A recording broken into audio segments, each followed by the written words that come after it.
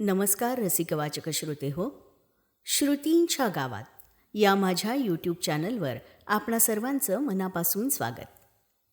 श्री यशवंत तथा राजाभाऊ बर्वे लिखित कोकणातील व्यक्तिचित्रे या मालिकेतील 12वं व्यक्तिचित्र देवधर मास्तर आणि त्यांची शाळा. सादर करती पूर्वा धारप.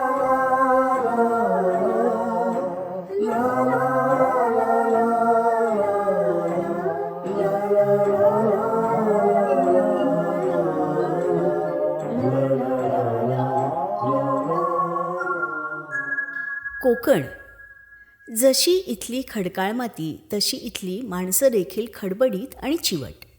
अथक मेहनत केल्यावर कुठं तुटपुंजी फळं देणारी ही भूमी. त्यामुळे जन्मापासून मृत्यूपर्यंतच्या काळाच्या कॅनव्हासवर श्रमाचे फटकारे ओढत आयुष्य ओढत नेणारी ही माणसं, त्यांचं भावविश्व जाणून घेणं, त्यांना समजून घेणं हे एक मोठं आव्हान असतं. नेकी कर और दर्या में डाल अशी इथली खडतर भूमी. एक काळ होता जेव्हा व्हर्नक्युलर फायनल म्हणजे 7वीची परीक्षा पास केली की शिक्षकाची नोकरी मिळत असे.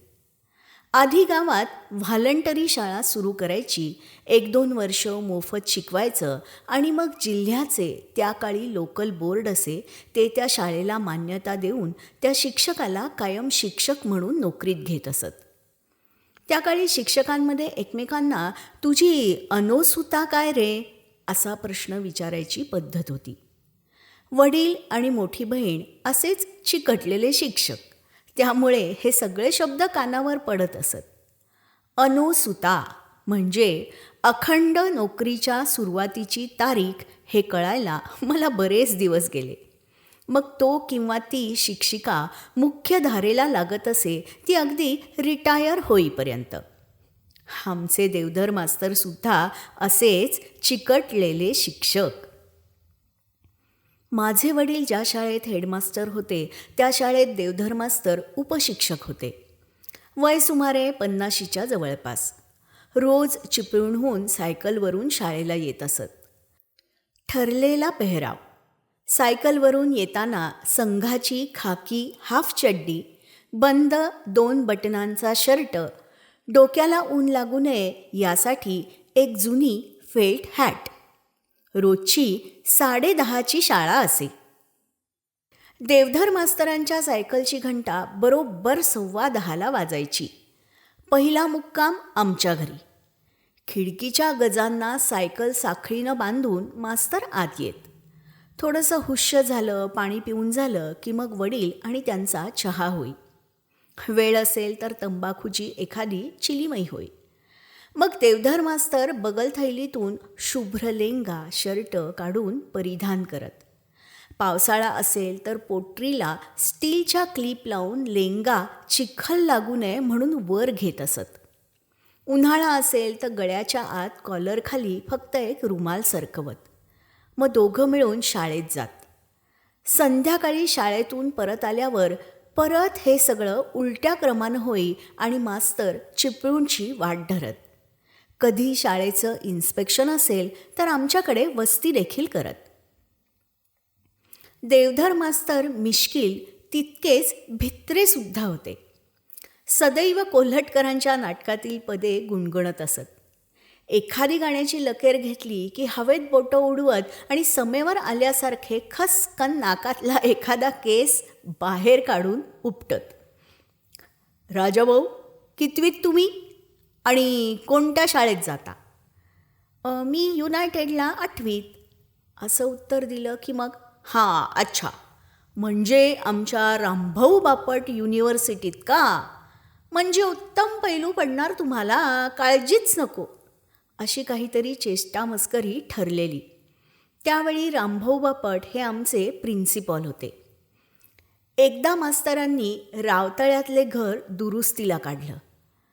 त्यांनी चिरणी या शेजारच्या गावातल्या एका खाणीतून घर बांधण्यासाठी 2 गाड्या खाणीतून 2 ट्रक जांभा दगड घेतला. काडवली, पोसरे या गावांमधून लाकडं, वासे घेतले.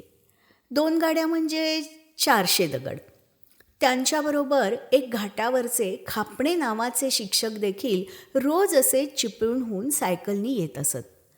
रोज परत जाताना मग देवधरांचे हे अवजड चिरे रोज 2 असे दोघांच्या सायकलच्या कॅरियरला लावून ते नेत असत. वडील एकदा त्यांना बोलले, "अरे विश्वनाथ, रोज उरापोटावरून हे ओझे नेतोस, शिवाय त्या खापणेलाही त्रास देतोस, त्यापेक्षा एखादा ट्रक करून ने ना रे."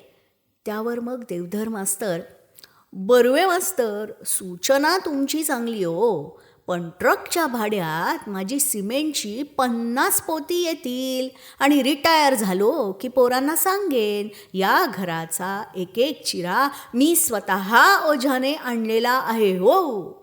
वडील निरुत्तर होत. कधी पाऊस जास्त किंवा चिपळूणमध्ये पाणी भरलं किंवा अगदी कोणाचं लग्न कार्य असेल तर देवधर मास्तर खुशाल दांडी मारत. दुसरे दिवशी हजर झाले आणि कुणी साहेब आले गेले नसले तर हजेरी बुकावर गपचूप सही करत. रजेचा अर्ज देतच नसत. वडील मुख्याध्यापक असल्यानं ते देखील सांभाळून घेत. चिपळूणमध्ये राहणाऱ्या त्यांच्या मित्रांना हे माहीत होतं.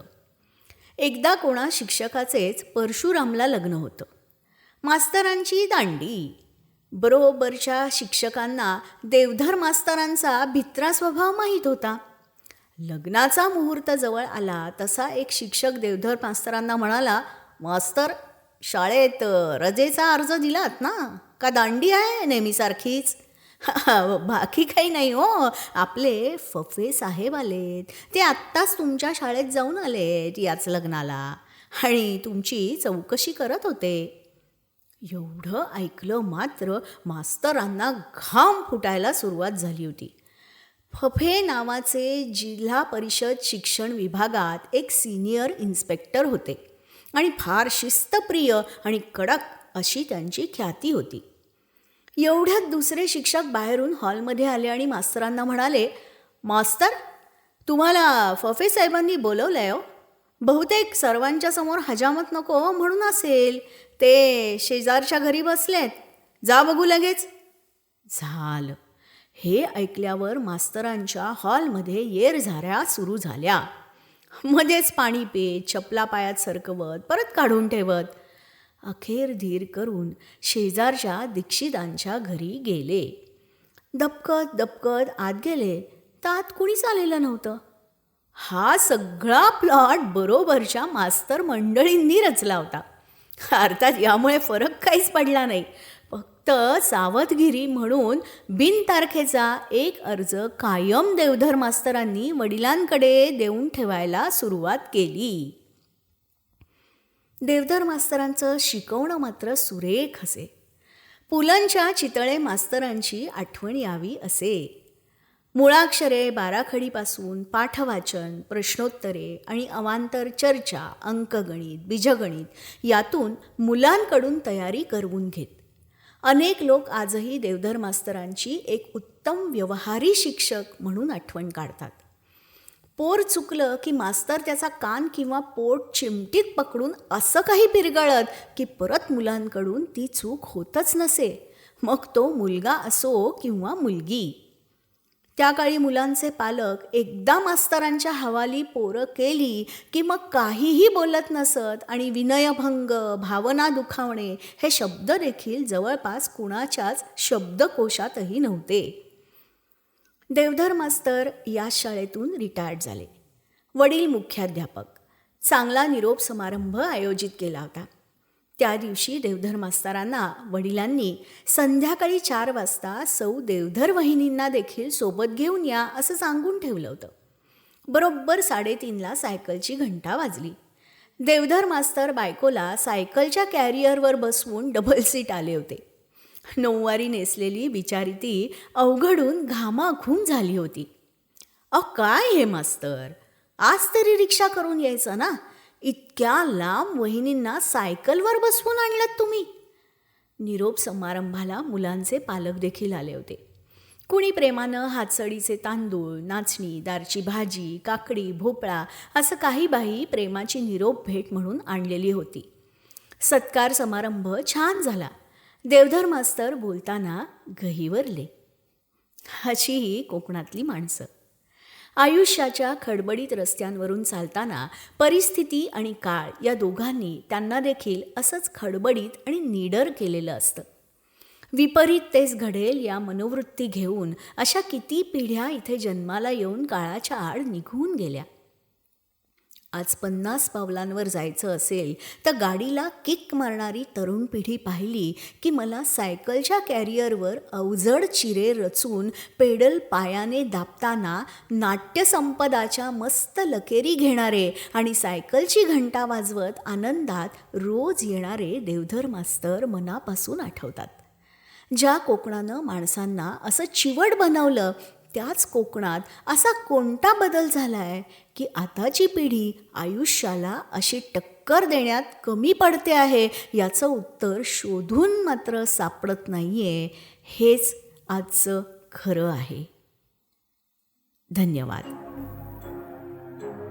रसिका वाचक श्रोते हो, वेगवेगळ्या बाजाच्या कथा ऐकण्यासाठी श्रुतींच्या गावात या माझ्या यूट्यूब चॅनलला लाईक करा, शेअर करा आणि सबस्क्राईब करा. आपल्या प्रतिक्रिया कमेंट करून जरूर कळवा. आपल्या प्रतिक्रिया आमचा उत्साह नक्कीच द्विगुणित करतील.